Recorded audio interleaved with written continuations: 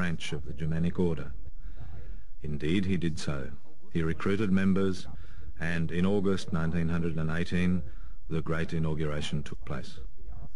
The Germanic order was initiated in the headquarters, that is, in the Four Seasons Hotel in Munich, with an inaugural lodge.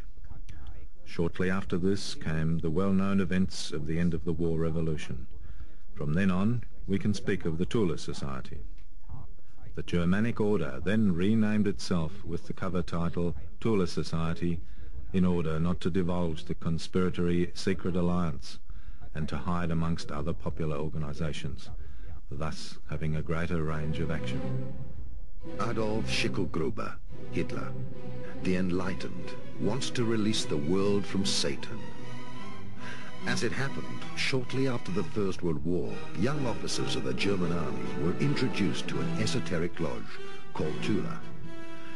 This lodge uncovered the secret world conspiracy of the Illuminati. These officers were extremely excited when they discovered that the war they had just lost had already been predicted as a conspiracy during the 19th century in the secret scripts of the wise men of Zion.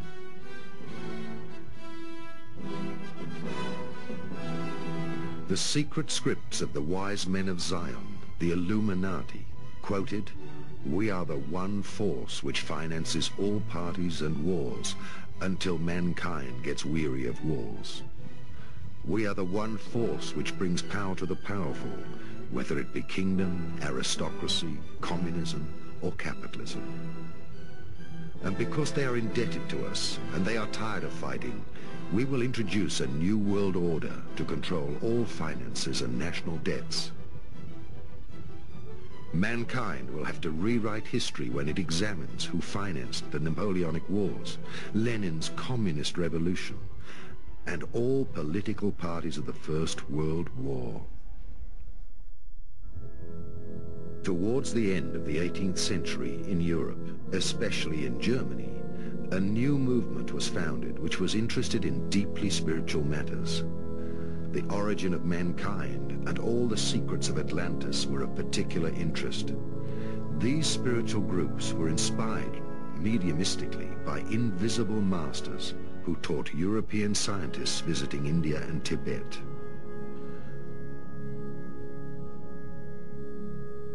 The foundations for these secret esoteric teachings were the secret writings of Petrova Blavatsky. At the beginning of the 19th century, various esoteric groups, such as the anthroposophists of Rudolf Steiner, were directly issued from these teachings. They mentioned the coming of a new age, which would be preceded by a great battle between good and evil.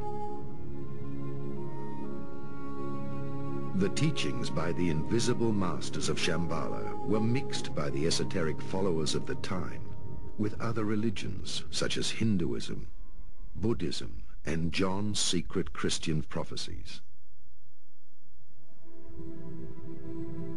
Many newly founded occult sects discovered that there were esoteric lodges before them, such as the Freemasons, the Rosicrucians, and the Illuminati, who were pulling the strings of world politics.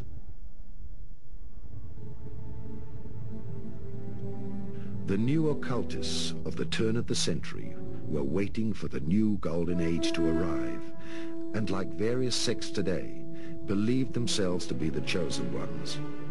They would inherit eternal life and the 1,000 years empire after the apocalypse and the return of Christ. At a time of turmoil, many groups wished for one enlightened leader. Shortly before his death in 1923, Dietrich Eckart is supposed to have said, "Follow Hitler, Hitler will dance. I have composed the music to his dance. I have given him the opportunity to get in touch with them. Do not accuse me. I will have had more influence on history than anybody else." To get in touch with them, what did he mean? In essence, and theoretically, it meant that Dietrich Eckart gave Hitler the possibility to contact the powers of Agati. He convinced him that he had to complete the work of Agati. It meant the demise of Shambhala represented in the international Freemasonry.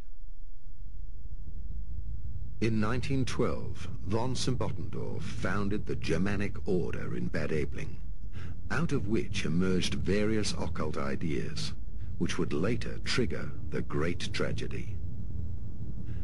They saw in the old Freemason and capitalistic lodges the personification of the evil enemy. In 1918, after the German defeat of the First World War, this Germanic order in Munich merged with many other groups into the Tula Society. They also invited recently discharged officers to attend their meetings. At the meetings, they discovered that the financial lodges of the Zionists had merely used them on the battlefields. One can only guess that they saw the personified Satan in both the Freemason and the capitalistic lodges who had financed the war. Thus, the Second World War was already pre-programmed. For many years, people had worked on the illusion of ridding the world of a Satan and on the triumph over evil in a last battle, making way for the 1,000-year empire and the return of Christ. The Tula Society naturally had a large number of prominent members in its ranks, also people who later became famous in National Socialism. Of course, Rudolf Hess is particularly well known to have been essentially working in the Fighter Alliance in the Tula Society. Hans Frank, later Minister for Justice in Bavaria and Minister without a portfolio in the Third Reich, was also one of them. Alfred Rosenberg, the so-called chief ideologist of the Nazi NSDAP, who later wrote The Myth of the 20th Century, was also a member of the Tula Society. We must not forget one man who did not live to see the Third Reich, but who had a striking and important influence on Hitler, the writer and poet Dietrich Eckart. Dietrich Eckart essentially became famous for his revised version of Peer Gynt, which was then performed.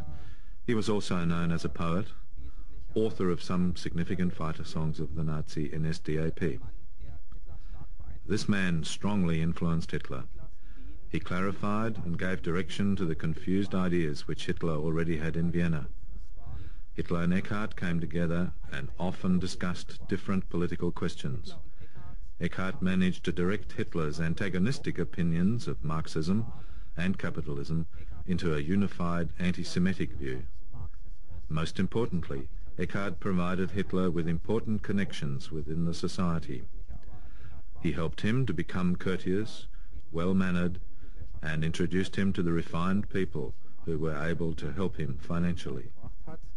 Eckart was obviously not a member of the Tula Society, but was in close contact with the leading figures of the society. One must imagine all this like a spectrum, in which individual association memberships were not so important, but where the people from the different organizations and parties repeatedly met, where there was overlapping in the membership, but where in a particular period, that is specifically in Munich at the beginning of 1919, crystallization centers increasingly emerged. One of them was definitely the Tula Society, and all the important people who met at the time essentially fought against Marxism, met at the Tula Society or in its sphere of influence.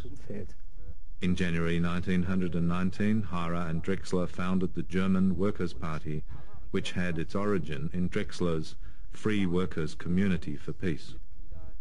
One can say that the original building of the Nazi NSDAP was laid by the Tula Society. Harrer was a Tula brother. Drexler was also moving in these circles. And the initial people of the DAP all came from the Tula Society circles.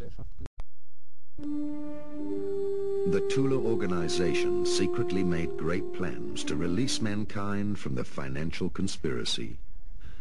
To them, the Illuminati, Freemasons, and Zionistic financial connections represented a world dictatorship which had to be fought and defeated. However, it would still take a while until they found a political candidate who would represent them in power.